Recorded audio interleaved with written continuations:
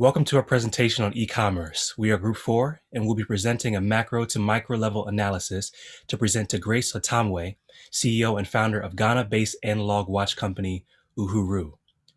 We'll show how macro insights from Google Trends can be used to extrapolate insights from our dataset sample size to a larger consumer base. We'll then dive deep into loyalty data, paid search, and the social media networks that our strategy will be used on. And now Lizzie is going to speak with us about the macro trends. Thank you, Greg. So after reviewing the macro trends for men and women unbranded, our group used the same thought process to narrow down keywords as we did for the search marketing assignment in Module 6. We then ran those keywords through Google Trends, discovering from the interest over time chart that these keywords are searched the most during the Christmas holiday and then have a minor spike around June, coinciding with Father's Day. The most searched term was watches near me. When reviewing the compared keywords in the breakdown by metro, we saw that the majority of these searches are coming out of the major cities in 23 states, with the majority out of Florida. Looking at the women unbranded interest over time chart, we see that the keywords are again like the men searched the most during the Christmas holiday. The highest searched keyword was women's watches sale. Breaking it down by metro again, the only city that shows was New York City, but by sub-region, we could see New York and California. My recommendation based on these trends is that Uhuru should consider advertising seasonal sales or other holiday sales throughout the calendar year to increase year-round business rather than having steady business with predictable spikes once or twice a year. Now I'll pass it off to Francesca, who will be exploring the data provided to us and the role loyalty plays on watch purchases. Thank you, Elizabeth. With a broader understanding of what customers are searching, we've led two preliminary predictive models based on Uhuru's customer survey data, a survey conducted on people who signed up to the company's loyalty program. Our objective was to locate what variables have greatest significance in predicting a customer's purchase. As illustrated in our first decision model in Figure 1, loyalty carries the most influence in predicting this likelihood. Considering that customers who sign up to the loyalty program have passed through all the initial stages of a decision journey, such as awareness and consideration, we believe it's imperative to understand what are the underlying forces driving customers to sign up. Customers in the loyalty program do not only show high intent of purchase, but they play a strategic role in shortening a customer's decision journey, lengthening customers' lifetime value, and generating leads through active brand loyalists. Hence, understanding what factors drive customers to sign up will allow the company to potentialize its current segmentation strategy by focalizing existing marketing efforts to customers with greater purchasing life value. With our objective in mind, we've conducted two advanced predictive models on target variable A, watch purchase, and target variable B, loyalty signups. Both decision tree models on this slide rank variables by weighted Gini impurity. The lower the Gini impurity, the better the variable is in predicting if a customer will purchase or sign up. The variables in the slide are ranked by ascending Gini impurity. As we can appreciate in the slide, the factors with greatest influence in a watch purchase are loyalty, monthly fashion spend, and annual income, while the factors with greatest influence in predicting a customer sign up to a loyalty program are favorite brand attributes, followed by watch purchases within the last year, and attribution. We will now take a closer look to the relation of these variables and its implications on future marketing strategies. As we saw in the previous slide, customers who sign up to the loyalty program are most influenced by its top favorite product attributes.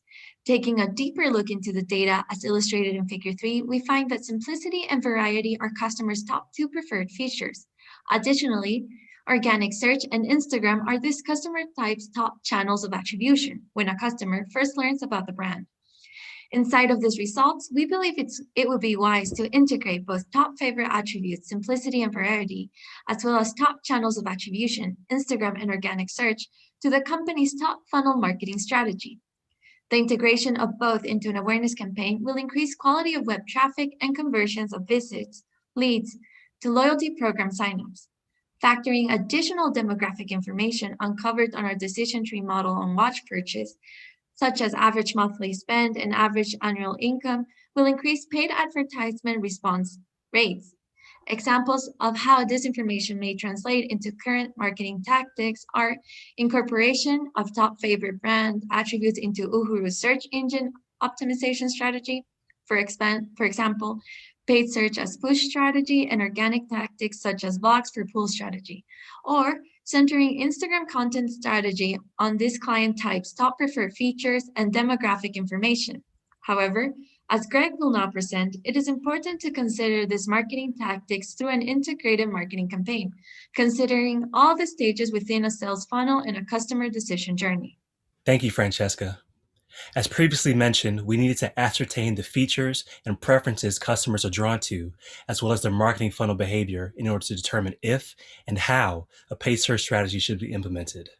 And quite simply, paid search implemented across channels will be able to help Uhuru achieve their target 30% increase in sales, as we know what those preferences and behaviors are. Taking customer preferences and funnel activity into consideration, we believe our paid search strategy is best served within the middle and bottom sales funnel areas, as customers within those loyalty programs have already passed through the funnel once before and are re-entering at the consideration and intent stages. These keywords are a combination of middle funnel and bottom funnel, as that's where our paid search initiatives will be best served. In keeping with the future projection model and information about the amount of watches customers buy per year, we assumed a 12-year customer lifetime. This takes into consideration the 6 years the company has already been in existence since 2015, 6 years back, and 6 years forward. It's worth noting that this is a conservative estimate that doesn't advance too far in the future so as to lead to inaccuracy. To further define our paid search campaign, we calculated the customer lifetime value to be $160 by taking the product of customer lifetime, watches per year, average watch price, and profit margin. In searching for a search marketing solution, we found that these key terms combine our strategic thinking on our paid search marketing campaign with the analysis from the loyalty dataset. As monthly fashion spend and annual income are significant factors, the bottom funnel keywords related to watch prices under a certain amount allude to those factors. In fact, variety, classic, and simple are the favorite factors from the decision tree, and select middle funnel keywords like wooden watches women, classic watches women, and leather watches for men represent those favorite factors. Based on this and the abundance of non-competitors in the search keyword data, we believe that the company should focus on unbranded terms in the middle and bottom funnel related to simplicity, variety, and a classic nature. With a CLV of $160, the cost per acquisition for these terms are lower than the CLV, which is related to profitable acquisition, and the respective cost per click values as shown are all in the high bid range to reflect Uhuru's presence at the top of the SERP page. Finally, with average monthly views at the higher end of the spectrum of their respective funnel positions, these terms will reach a larger audience and increase likelihood of repeat purchases. With relevant and far-reaching keywords, Lizzie will now expound upon the social networks. Thanks, Greg. So what types of audiences should the company target when buying social media ads and why? We found from reviewing the loyalty data set that the average customer demographic is a professional man age 31 with a college education, primarily using Instagram or just organic searches. And which social media platforms should the company buy ads on and why?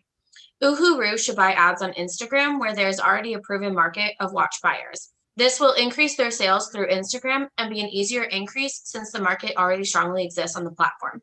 I'd recommend also purchasing ads on YouTube, where we just learned about in Module 7, is a great platform to be reaching out to millennials and Gen Z who use that platform for learning purposes and for credibility of businesses. Uhuru could sponsor creators on YouTube to review their watches, which will help them increase their audience base and add credibility to their business. Thank you for watching our presentation on Watching What Works. We believe that our presentation has clearly explained the who, the how, and the why of our strategy. Our references and appendices will be uploaded for your convenience. And again, thank you very much.